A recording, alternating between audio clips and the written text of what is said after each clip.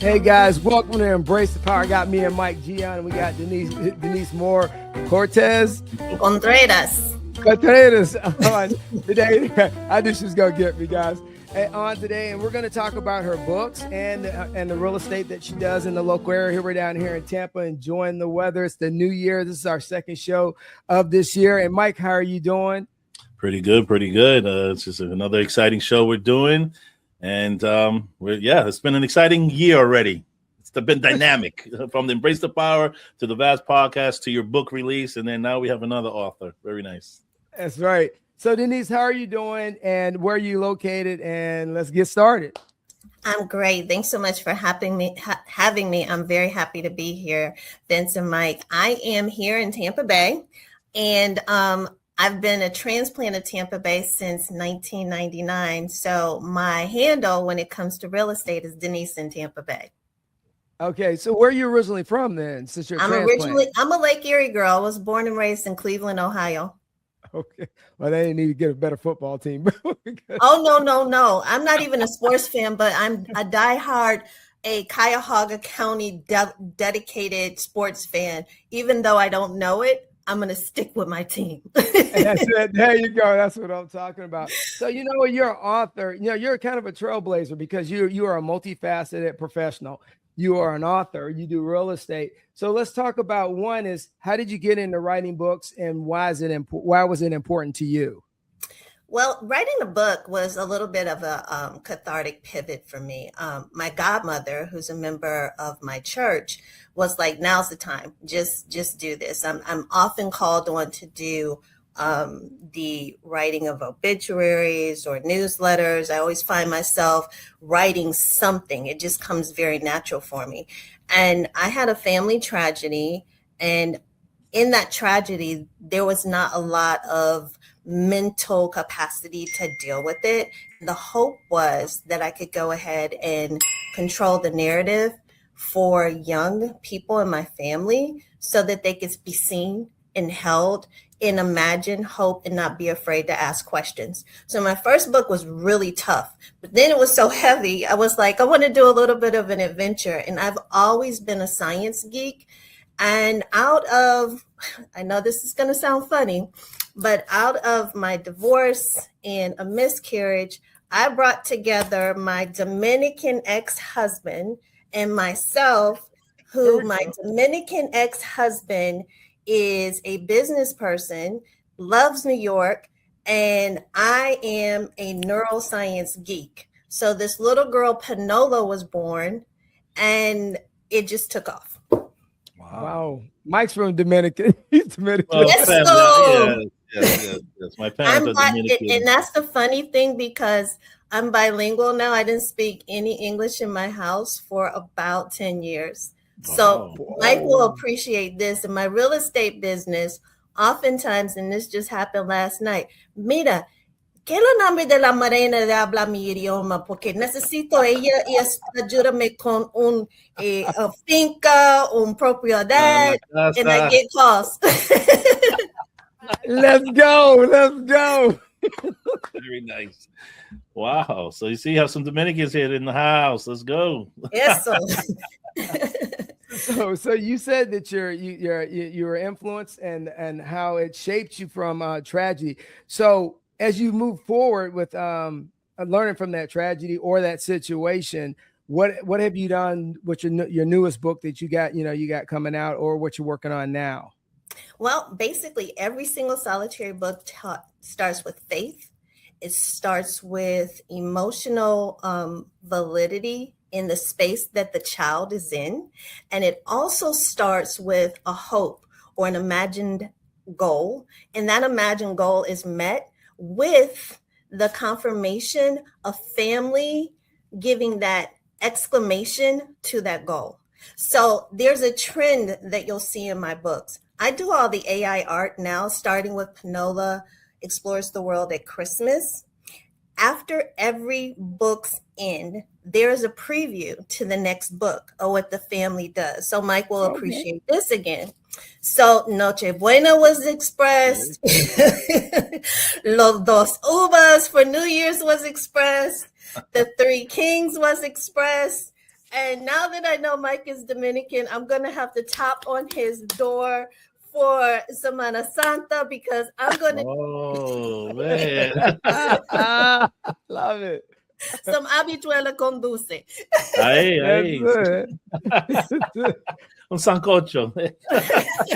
I'm a pescatarian, so it would have to be fried red bass. Okay. Yeah. That's it. That's it. But each Hey, that- book has that trend. I try to remain consistent, and the child and her siblings will explore adult topics that are age relevant. And what I mean by that is, for example, my Kwanzaa book focused on a family dynamic of economics, a family dynamic of how to go out into the community and serve. Right. My Doce Uvas book talked about the abuelita, showing them what the culture really meant to celebrate this beautiful tradition. And I name all of these foods that are involved in that night that are just very standard there. And I bring in my African-American tradition so that kids, what they don't see sometimes is why we do what we do in terms of tradition. So they're very traditional. Yeah, so you mix in two different cultures, and I think I might get political, but like in the current environment we are, even though we're all Americans, I think sometimes we still got to balance our greatness because we have multiple cultures in America, and I think we just can't say that we have a monochrome culture. So it's glad that they're doing that. Are the books being sold to schools, or how are your books distributed? My books currently are all on Amazon. I've been fortunate enough to have people from my high school, believe it or not, 40-something years ago, reach out for their students in my hometown and buy books in bulk. They're available for anyone to purchase through Amazon. I have it on Gumroad. I even have a giveaway to show you how to do coloring books. AI has this life, if you will, and you were talking about culturally how we're all similar in our humanity.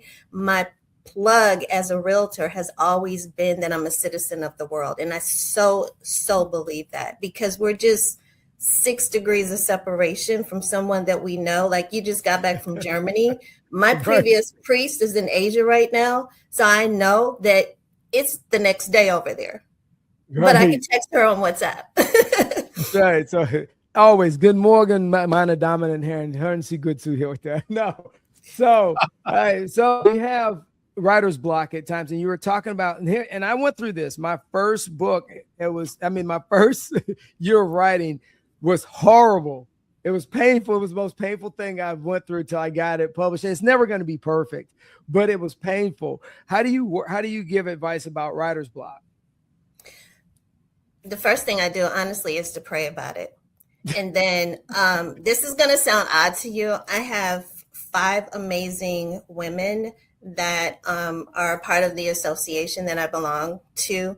And most people would call them line sisters, but I'll reach out and I'll say, okay, I need you guys to look at this and tell me if it makes sense, and be critical and don't spare my feelings. If it makes sense, I'm on the right track. If it doesn't, please let me know where I go wrong. I always ask the moms in the group. And then I said, well, you give this to your nephew or your niece, and then I'll translate it into Spanish and I'll send it to a couple of my Dominican friends.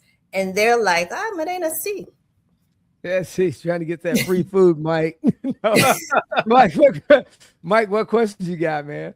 No, so this is interesting because is it the same character that you continuously that she's an explorer? So it's like a Dora Explorer type of feel to it. Is very nice, and it's pretty cool. That's exactly it. That's the goal. That's the goal. So yes. For future reference, does she age? So would you be aging her, making she go into high school? She will age. College? Wow. She will age. That's and what the makes interesting thing is her family relocated from Harlem to Tampa Bay. Okay. Hey, there's a lot of that going on right now. Yeah, she might be a realtor one day. There you go. Yeah, I like the artwork. The artwork's really good. It's really catchy. Thank you. And all of that is AI. All of that is AI. It's AI, but you still have to put it in to create it. Yeah. So good stuff. And Mike will appreciate this, which is funny because this is just serendipitous little seeds, if you will. her beloved best friend's name is Gata. Oh, la gata, la gatica. Gata means cat in Spanish. La gatica. No, this is great because then you can have for future reference, you have volumes and stuff like that, and it expands. Wow, Right. that's yeah. So does she? I haven't read anything, but does she go on adventures and the kids? Okay, so this is how it starts out. Just a quick clip note. So when Panola explores the world at Christmas, it's Noche Buena. She's gone to bed. She and her siblings. She has a sister and a brother, and she has a dream. She is an explorer. She loves everything that has to do with the entire world, and she dreams of going to every single solitary continent. And she's come up with an acronym in order to remember every continent. And she's curious about how families celebrate Christmas on each continent. So the whole book is about she and Gata's travel in an invisible helicopter. And there's a journal in the back for kids to go ahead and write down their bucket list and where they went with their families or where they like to go with their families in the hardback book. But in the paperback, it's just the story. Wow. Oh, okay. Awesome. Yeah. so then the little sister, her name is Isabel. She goes to Ohio with their mom, the neuroscientist, Cleveland, and it just touches base on all the cool things that used to go on in Cleveland during the holidays. And I end up sharing that experience. And she learns why her mom is the way that her mom is, being the science geek that she is. Wow. So Denise, what I'm hearing is you're taking your life experiences and you're retooling them in another narrative through a little girl's lens. And so you face some challenges in your own life. And you kind of glazed over them real quick. So I'm going to walk it back. You talked about, hey, I went through the divorce. There was some situations that happened in your life or issues that with other people or whatever. But at the end of the day, out of tragedy, there comes some form of self-reflection. So, and I realize you lean a lot on faith, and there's nothing wrong with that because I do. But as you've gone through this self-reflection was it like a 5-year period, or do you think it's been a lifelong journey as you've gone through these reflections as you get into your writing? Absolutely. For me, what really was the transition was my godmother giving me that heart-to-heart talk. But before I started real estate, I've always wanted to be a commercial realtor because I just think land is amazing and the ability to build legacy is just priceless for generations to come. I was a medical device rep. I have been in the OR in neuroscience for about 19 years on and off. There's something called ageism, and I didn't know how to handle that. And when you do something that you love, and men don't have to worry about this, and I'm just being totally transparent. No, you're absolutely right. When you give your eggs up, unfortunately, in a Dominican culture, the more kids you have, the better. And if there's just something wrong with you not being able to sustain one, it's interesting. So then a woman looks at herself and she's like, well, what am I if I'm not doing this job? What am I if I've been downsized? And I've got all of this talent and then I can't do the job. So I turned my success into a partial pivot of about 180 degrees because in the OR, it's a very non-political space. Let's just put it that way. So you hear things that you don't necessarily want to hear. But when you're hearing like, oh my God, I'm getting this divorce and she didn't know that I have 5 properties and my girlfriend's trying to get this or that. And I'm like, wait a minute. There's some money in this with them having multifamily properties stuck away.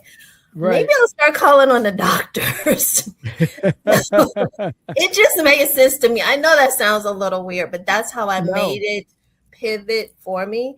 And with the market ebbing and flowing the way it is right now, I'm really intentional about how I work with my clients and the legacy that I'm attempting to create for them, because everybody wants something as cheap as they can possibly get it, but sometimes cheap is not the best way. So my writing, as odd as this sounds, keeps me sane. It's like my diary, if you will.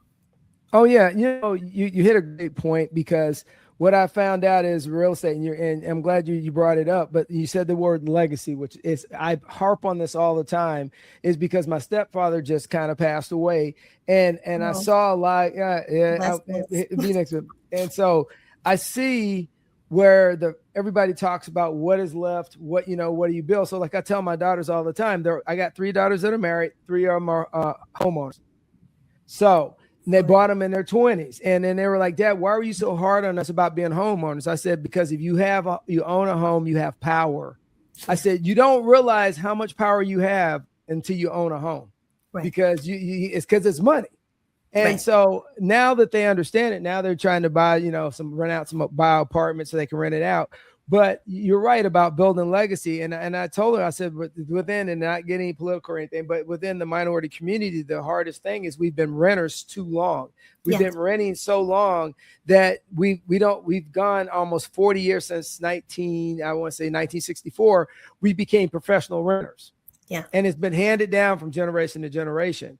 And so I think now is more and so than ever, you're an important person within the fabric of our society to tell young people that you need to get to home ownership as soon as early as possible. Yeah. So, so you got your calling into real estate.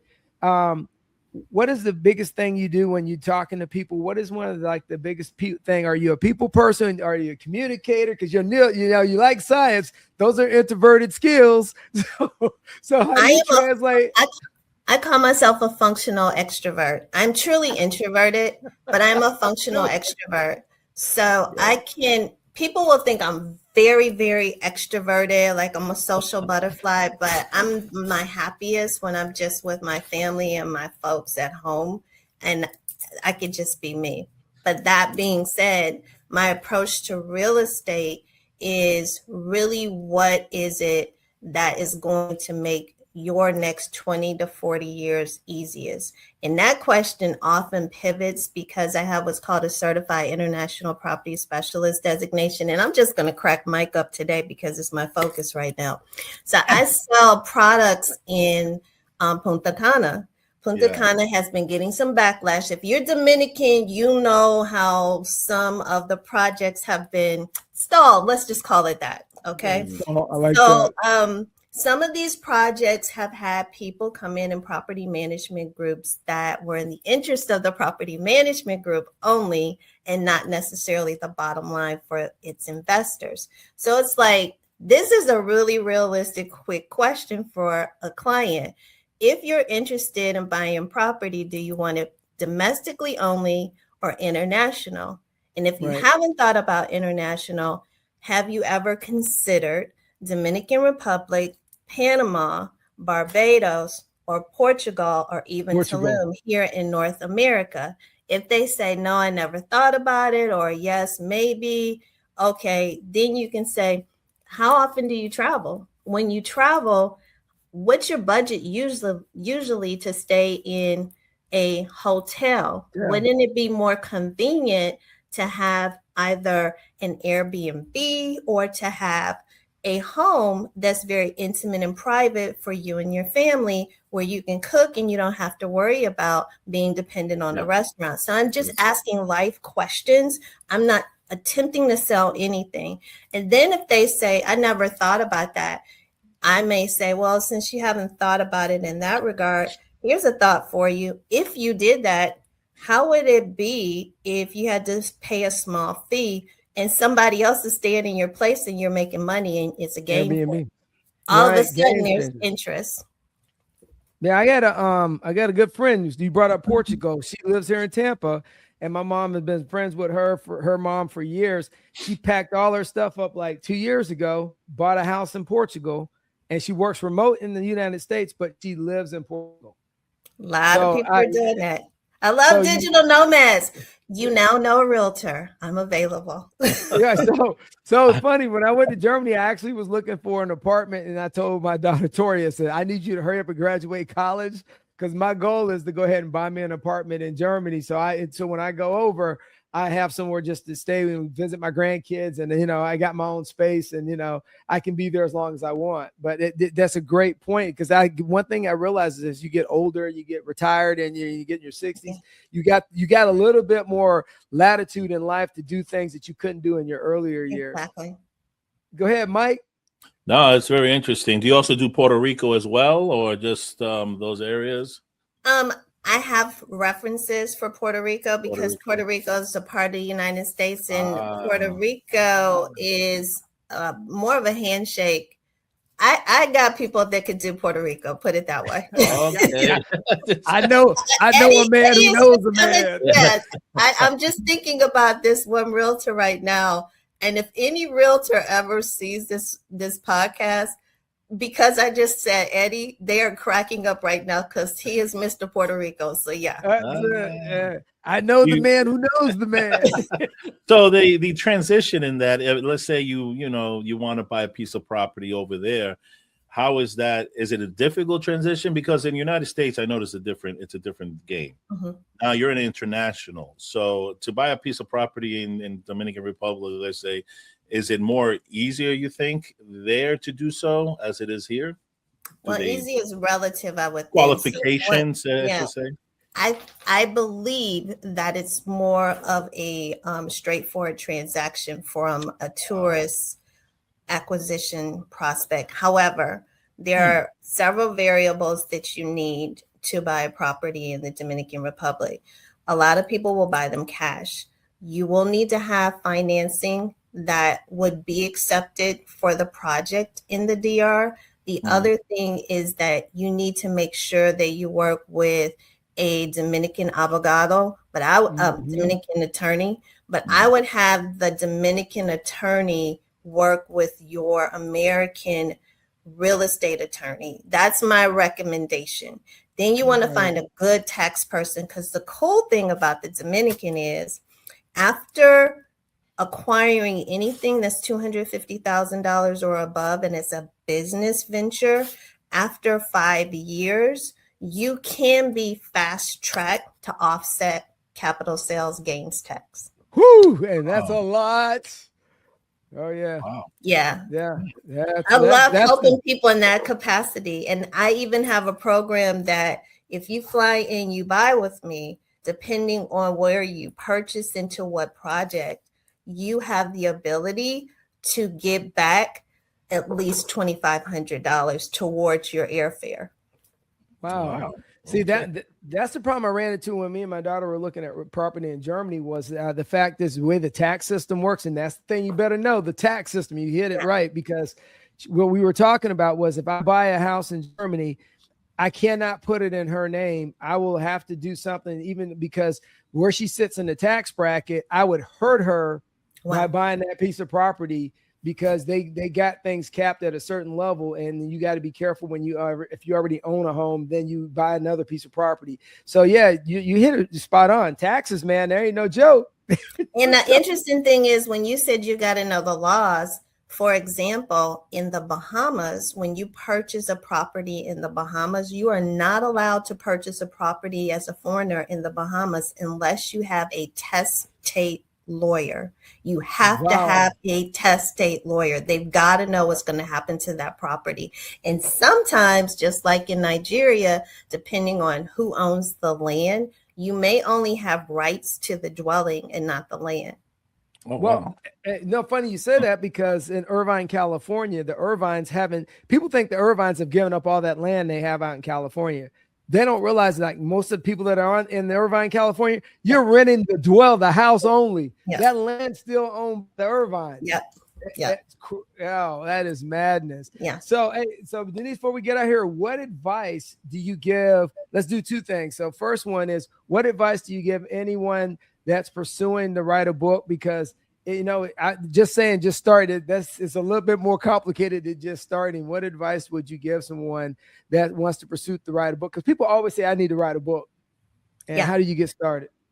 I would say, if you need to write a book, be honest about what your thoughts are. Journal them. They're your most cathartic, private, visceral points of information to get down so you can review if it makes sense. Because if that book is something that has been poured out of you, guarantee out of the 82 billion people on the planet, it's going to impact one life at least. Oh, I love that. I love that. Mike, what you got, man? No, it's been a great show. A lot of informative stuff. I love the book. It's cute. Thank Like you. I said, I Thank like you. that. Good luck with the volumes. And, you know, I hope to see her progress in the future. Thank Because you. that's pretty cool because it continues the good read for people. Thank you. If they follow that. And also, you know, it's interesting on Santo Domingo as well. Keep on selling that. Hey, Thank you. you know, and it's a pleasure meeting you. And it's very interesting because Thank the way you. other countries, you know, you can get property because real estate's good here, but when you expand, it's a whole different game. And Yeah, I absolutely. learned a few things. And it's a pleasure meeting you. Absolutely. So And then I'll I'd tell love to everybody- help you guys if you ever want to refer to me. I'm Definitely. open to taking on any clients, and I might be able to even connect Vince to someone that can help him in Germany. I just need to look in my certified international property specialist pool. I don't know anyone in Germany right now, but I bet you if a realtor sees this, they'll be texting me, Denise, you know, you should tell Mr. Bugs, blah, blah, blah. Hey, so how do people get in contact with you if they really want to get in contact with you? What's their email or where they need to reach out to you at? I'm going to give you something very easy that one of my Lion sisters taught me. So I'm going to say it slowly. It is Linktree/Denise in Tampa Bay. And that is linktr.ee/Denise,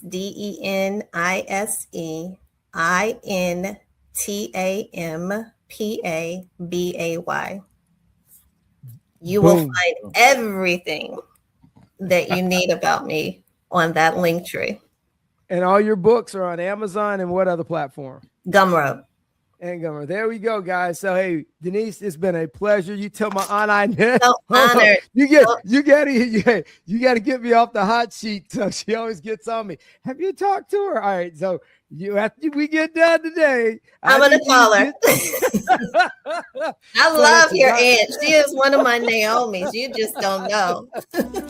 So everybody, just so you know, my aunt stays on me pretty hard. So I got to make sure I meet my benchmarks with her on a regular basis. But this has been a great pleasure having you. Such a pleasure. I'm so grateful to have had this conversation. It was a highlight to my Saturday. Blessings to you. Bendigas, Mike. Take care. That's it, guys. Hey, so guys, thanks for turning in to Embrace the Power with me and Mike G and Denise today. Hey, don't forget to check out Mike's new show, Vast Podcast, and also get your hands on my new book, Keep It Rolling, which is on Amazon and coming out to other major platforms soon. And with that being said, Mike would always say mañana. We're just gonna say keep it rolling. Keep it rolling, everyone. Later. Keep it rolling.